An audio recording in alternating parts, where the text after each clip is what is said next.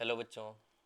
कल आप लोग का एग्ज़ाम है और कल लास्ट एग्ज़ाम है, तो इसको बढ़िया से प्रिपरेशन करते हुए 13 फरवरी को धूम मचाना है। देखिए, आपका जितना पैटर्न में सवाल पूछा जाएगा वो सारा पैटर्न आपका कवर किया जाएगा और सारे ये इंपॉर्टेंट है।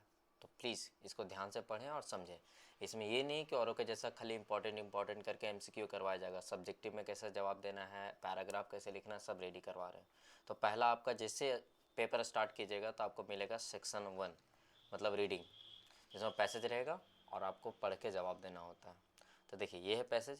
पैसेज बनाने का सबसे अच्छा तरीका है फर्स्ट रीड क्वेश्चन। पहले क्वेश्चन को रीड कीजिए। क्वेश्चन को रीड कीजिएगा तो फटाफट जब पैसेज पढ़िएगा तो आपको आंसर मिलते चलेगा। तो देखिए, पहला सवाल है, lack of punctuality affects man life. Lack of punctuality affects man life. तो लैक ऑफ पंक्चुअलिटी मतलब पंक्चुअलिटी के लैक होने मतलब कम होने से। तो देखिए, पहला ऑप्शन दिया है meaningful way, various way, randomly, none of this. तो lack of punctuality affects man life, तो बोलो मैन के लाइफ को मतलब एक आदमी के लाइफ को कितने तरीक़े से अफेक्ट करता है पंक्चुअलिटी। तो बोलिए, अगर पंक्चुअलिटी में कमी दिखता है मतलब समय पे कोई चीज़ नहीं करना, तो देखिए यहाँ बोला one of the greatest value of punctuality is that give discipline to life. We have to get up in time, we have to do things at appointed time. जब टाइम अपॉइंट किया जाता है उस टाइम करना। All these entail certain amount of sacrifice. तरह तरह की चीज़ें हैं कि क्या होता है नहीं होता, लैक ऑफ पंक्चुअलिटी की वजह से क्या प्रॉब्लम होता है। देखिए, lack of punctuality affects man life in various way. देखिए जवाब मिल गया कि देखिए lack of punctuality affects man life in various way. तो बोला आंसर क्या हो जाएगा, वेरियस वे। ऑप्शन नंबर क्या, बी। फिर इसी तरह देखिए क्वेश्चन पढ़िएगा, साफ साफ लिखा हुआ है। Question number, who gets recognisation and social acceptance, है ना, कि कौन सोशल रिकग्नाइजेशन पाता है और सोशल एक्सेप्टेंस पाता है, कौन। तो पहला ऑप्शन, या person who is not discipline, वो पर्सन जो डिसिप्लिन नहीं है सो, या पर्सन हु इज डिसिप्लिन, ये पर्सन जो एक डिसिप्लिन है सो, या पर्सन हु सेक्रीफाइस, और डी, या पर्सन लेजी। तो देखिए, एक पर्सन जो क्या है, डिसिप्लिन है, ताकि बातें हो रहा है डिसिप्लिन। और यहाँ पे देखिए कि वो आदमी हर तरीका से एक्सेप्टेंस होता है और बढ़िया होता है। क्लियर है। तो देखिए, always get recognisation and social acceptance, कौन, जो आदमी क्या होता है, डिसिप्लिन। देखो या discipline person always get recognisation and social acceptance. तो ऑप्शन नंबर 2 का बोलो, क्वेश्चन नंबर 2 का बी हो गया। Question number C, advantage of punctuality, कि पंक्चुअलिटी का एडवांटेज क्या है। तो पहला option, it make like discipline, life को डिसिप्लिन बनाता है। It makes life great, it makes life easy, it make life valuable. देखिए, अब लग रहा है सब आसान है, लेकिन जब आप पंक्चुअल होते हैं तो पंक्चुअल में आपका लाइफ क्या बनता है, डिसिप्लिन। तो ऑप्शन नंबर क्या हो जाएगा, ये। अब क्या है, कहाँ है ये पैसेज में, तो पैसेज में देखिए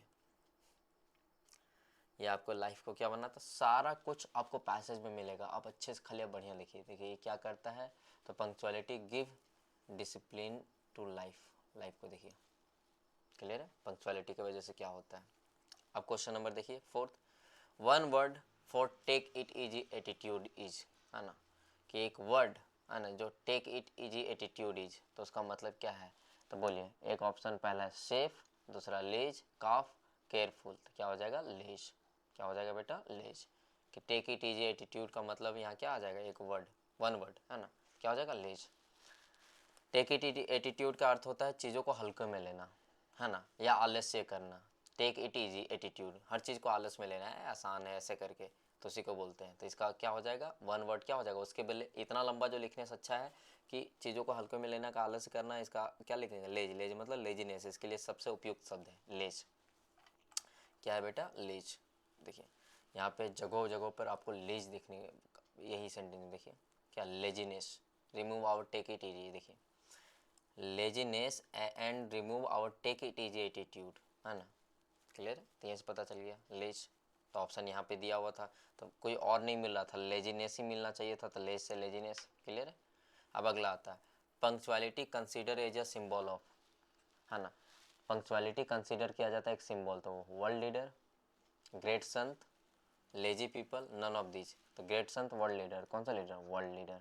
यहाँ पे देखिए आपको साफ साफ मिल जाएगा पैसेज में। पंक्चुअलिटी जो होता है सिंबल होता है, किसका सिंबल होता है, तो look the great world leader who have achieve fame and success punctuality was their hallmark, hallmark मतलब सिंबल, एक चिन्ह है। क्यों ग्रेट सक्सेस पाया, किसके वजह से, पंक्चुअलिटी।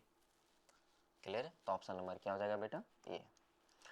अब देखिए बच्चा बहुत गड़बड़ करता है, जब सिनोनिम एंटोनिम पूछेगा ही पूछेगा, आप कोई भी ले लीजिए, पूछेगा सिनोनिम, सिनोनिम का मतलब पर्यायवाची।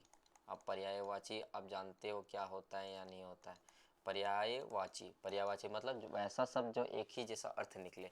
सिनोनिम फॉर गुडनेस, गुडनेस का मतलब क्या होता है, अच्छाई, तो अच्छाई का क्या हो जाएगा, वर्चू, वर्चू का मतलब क्या होता है, नैतिक गुण, मतलब उसके अंदर भी नैतिक मतलब नैतिकता भरा होना चाहिए, तो ऑप्शन नंबर क्या हो जाएगा, सी। बाकी बाद एंटेल, रिकग्नाइजेशन की, ये सब कुछ नहीं होगा।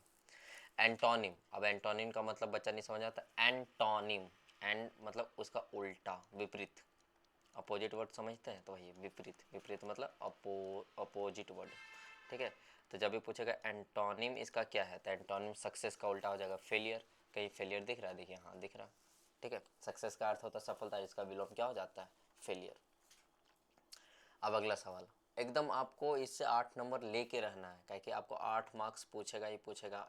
आप एक पैसेज पढ़िए, 8 मार्क्स पूछेगा, तो पहले उससे पढ़ते पढ़ते एंटोनिम सिनोनिम पूछेगा। अब अगला, what bring glory and bright future to the country, what bring glory and bright future to the country. तो देखिए यहीं से सेंटेंस, इसी से मिलता जुलता सेंटेंस के पास जाइए और देखिए, देखिए यहाँ पे bring glory and bright future to the country, क्या चीज़, तो बोलो it, would bring, it, it मतलब कौन, पंक्चुअलिटी, काहे कि किसके बारे में सारा का सारा चैप्टर पढ़ रहे हैं, पंक्चुअलिटी, ठीक है। तो देखिए आंसर मिल जाएगा, क्योंकि इट यहाँ किसके लिए यूज हुआ है, क्योंकि किसके बारे में पढ़ रहे हैं, पंक्चुअलिटी, तो आंसर क्या हो जाएगा, पंक्चुअलिटी। व्हाट ब्रिंग ग्लोरी, है ना, and bright future to the country, तो बोलिए यदि समय के सभी लोग समय पाबंदी हो जाए तो बोलो देश एकदम भविष्य क्या सा होगा, उज्जवल, ठीक है। तो क्वेश्चन नंबर 8 का क्या हो जाएगा, पंक्चुअलिटी। अब आता है ऑप्शन यहाँ पे क्वेश्चन नंबर 8 के बाद 9, द इनडायरेक्ट स्पीच, और इस सेंटेंस का इनडायरेक्ट स्पीच लिखना है।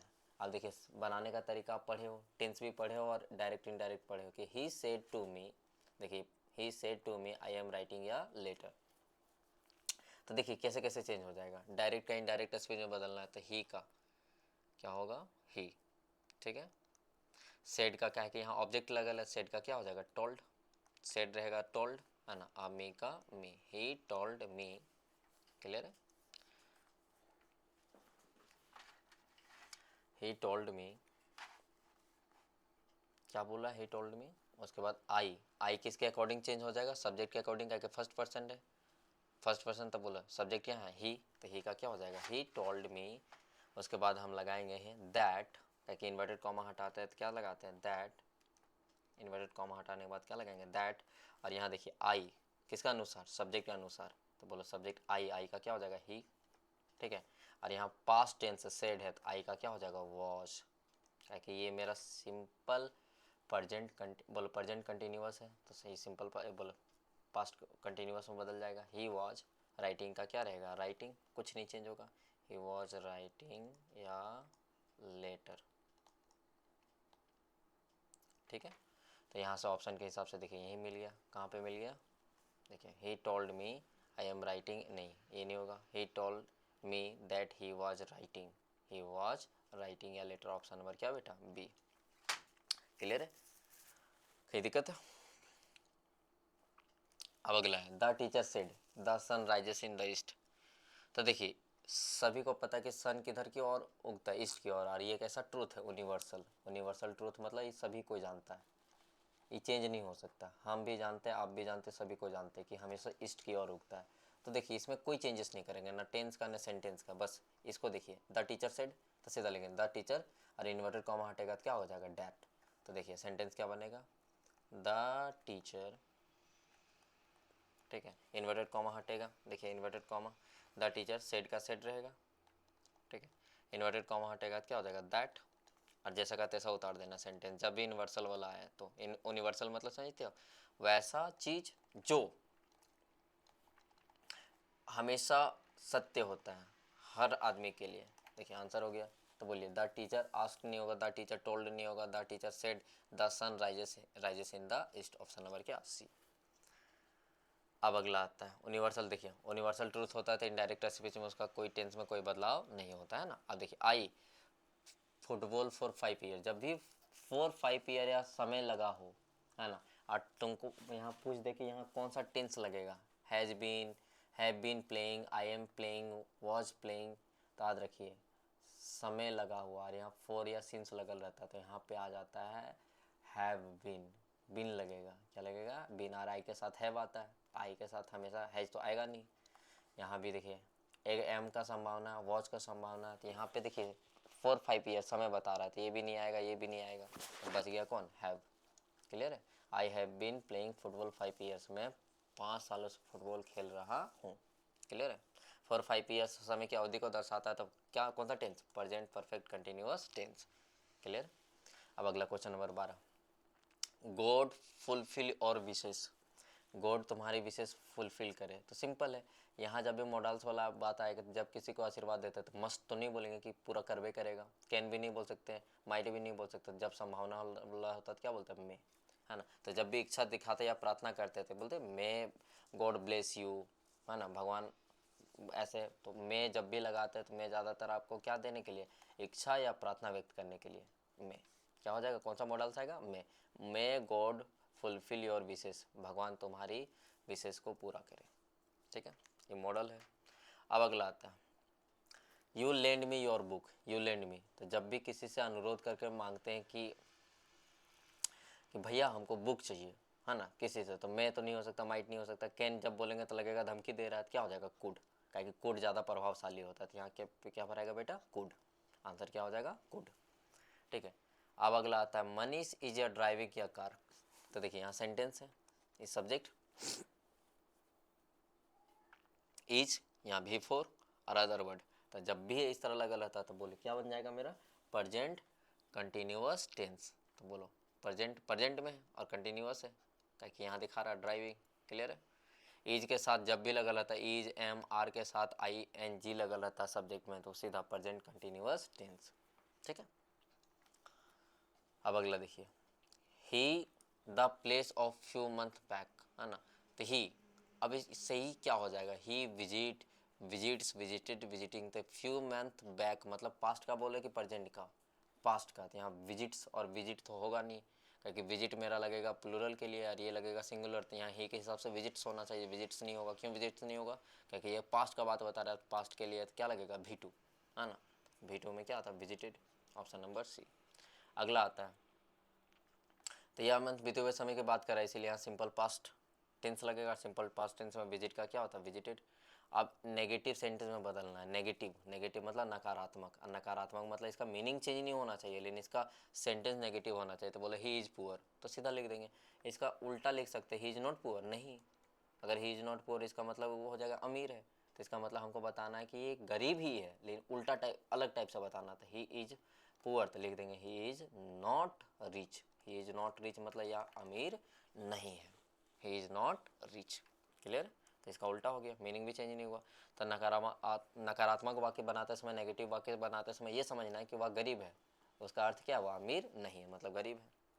ये हो गया 16। अब 17, आपको यहाँ फिर एक पैसेज देगा, आपको बहुत आसान रहेगा, पैसेज देगा, पैसेज पढ़िए और फिर जवाब दीजिए। बोला he failed to master of the courage to take the plunge which is appeared to so desperate. His father and mother had to around calling to him shrilly, upbraiding him, threatening to let him stay on his ledge unless he flew away. But for the life he could not move. ठीक है। अब who is in the first line, तो देखिए यहाँ किसका बात किया जा रहा है, अंग सीगल, अंग सीगल के बारे में बताया जा रहा है कि वो करेज नहीं कर पा रहा था, कौन सा सीगल, अंग सीगल। ठीक है। तो अंग सीगल, तो आंसर क्या हो जाएगा, हु इज ही, है ना, ही यहाँ कौन है, तो ही कौन है, अंग सीगल। ठीक है। हिज फर्स्ट फ्लाइट का चैप्टर से, हिज फर्स्ट फ्लाइट वाला चैप्टर से लिया गया है ना। अगला, this extract has been written by, तो ये किसके द्वारा लिखा गया, तो ये जो चैप्टर लिखा गया है, ट्रिक याद रखना, फर्स्ट फ्लाइट, तो फा से फ्लाइंग करना और फा से फल है ट्री। ठीक है। तो क्या हो जाएगा, लियम ऑफ फलहर्टी, क्या हो जाएगा, लियम ऑफ फलहर्टी, ये किसके द्वारा लिखा गया है, लियम ऑफ फलहर्टी, कौन, कौन सा चैप्टर, फर्स्ट फ्लाइट।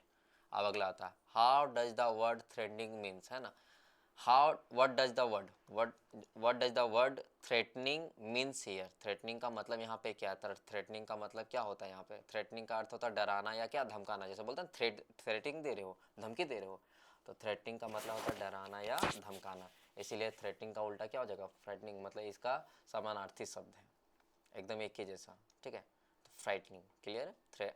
थ्रेटिंग का frightening.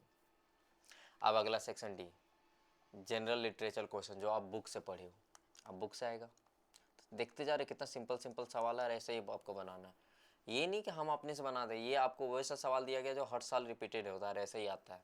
What did the author look like? Look, author कैसा दिखाई देता है? तो ये चैप्टर है लास्ट वाला जो पोएम आप पढ़े हो, है ना।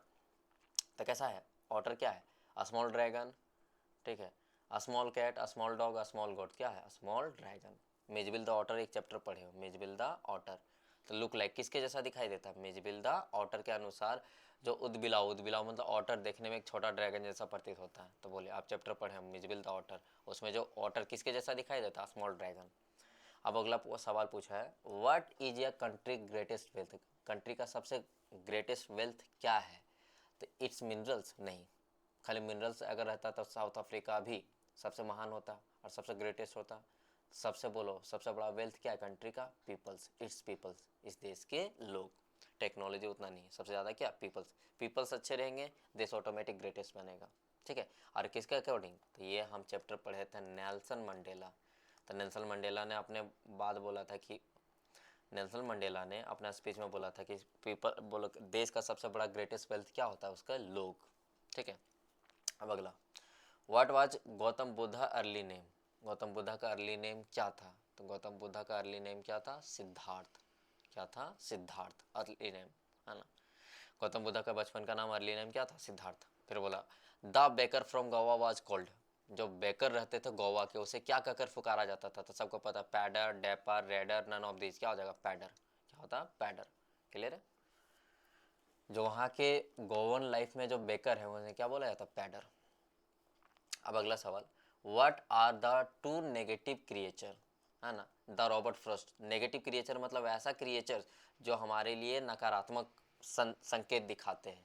जैसे रास्ते में बिल्ली काट गई तो नेगेटिव क्रिएचर जैसा हो गया। तो ये बोल रहा what are the two negative creature the Robert use as a carriers of positivity? किसके जैसा यूज किया है? पॉजिटिविटी के जैसा।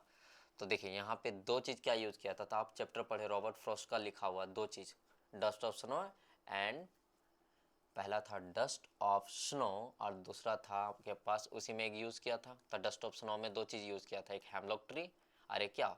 क्रो। एक क्या यूज़ किया था? क्रो। तो यहाँ dust of snow and dust नहीं, हेमलॉक ट्री और क्रो। हाँ, हेमलॉक ट्री एक ऐसा है पॉइजनस ट्री है, पॉइजनस मतलब जहरीला है, और क्रो हम लोग नेगेटिव तौर पे यूज़ करते हैं। तो ऑप्शन नंबर क्या हो जाएगा? बी, हेमलॉक ट्री और क्रो। अब अगला सवाल है, why should the tiger lurking in Shadow? किस टाइगर को क्यों? टाइगर जो ये चैप्टर कहाँ से आया है? ये टाइगर इन द जू, ये टाइगर इन द जू। उस पोयम में आप पढ़े हैं कि he should lurking in the shadow. तो क्यों, क्यों ऐसा शैडो में इसको छिपना चाहिए? तो सबसे पहला option, out of fear, fear से बचने के लिए, आउट ऑफ एंगर, एंगर से बचने, टू कैच द डियर। तो यही पकड़ा गया, किसको पकड़ने के लिए? डियर को पकड़ने के लिए, ठीक है। वो क्या करता है? शेडो में या छिपने का काम करता ताकि हिरन का क्या कर सके? शिकार।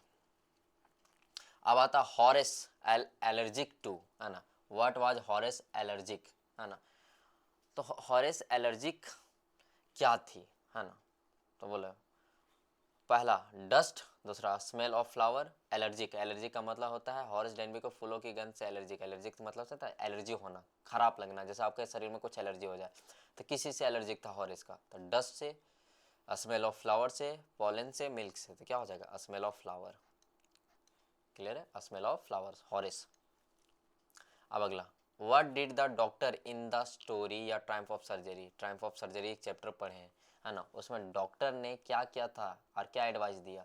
तो पहला कट हिज फूड, उन्होंने बोला खाना कम करो। गिव हिम मोर एक्सरसाइज, ये भी बोला था। कीप हिज ऑन या वेरी स्ट्रिक्ट डाइट, मतलब उसको स्ट्रिक्ट डाइट पे रखो। और ऑल ऑफ दीज मतलब इनमें से सभी। तो क्या बोला था? सभी एडवाइस दिया था। देखिए यहाँ बोला है ना कि what did the doctor in the story या ट्रायम्फ ऑफ सर्जरी। देखिए इन्वर्टेड कॉमा बंद है चैप्टर, एडवाइस, तो इन्होंने सब एडवाइस दिया था। डॉक्टर हैरियट ने ट्रिको को ठीक करने के लिए सब कुछ दिया था कि खाना कम करो, ज़्यादा एक्सरसाइज करवाओ और इसको सख्त खाना दो। सख्त मतलब स्ट्रिक्ट डाइट पे रखो, ज़्यादा अचड़ पचड़ खाना नहीं देना। तो ऑप्शन नंबर क्या हो जाएगा? डी।